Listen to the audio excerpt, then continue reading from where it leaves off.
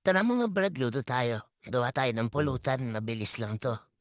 Bale meron ako ritong kaunting breast part ng turkey. Nilagyan ko lang ng asin, paminta at laurel. Bale mga brad, pakuluan lang natin 'to hanggang sa matuyo. Medyo mahanggo kasi yung karne ng turkey at medyo maganit. Tinatanggal ko lang din pala yung crumbs na lumabas sa karne habang nahulo para malinis.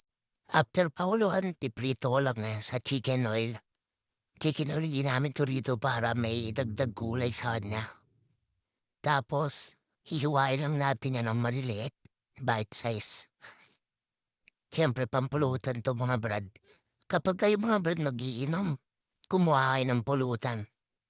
Importante sa inuman yan mga brad. Hindi lang yan pampatanggal pait lasa. Para din hindi yung buhay ng tropa niyong pinupulutan nyo. Hehehe. Sa libyan mga brad, nilagyan lang natin yan ng sibuyas, siling pula at siling green. Tsaka luya. Tapos tinimplahan natin yan ng konting asin paminta.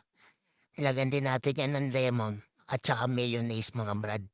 Tapos mekos-mekosan natin yan mga brad. Pag ganito ang pulutan mga brad, asahan mo, may magre-request ng kanin yan mamaya.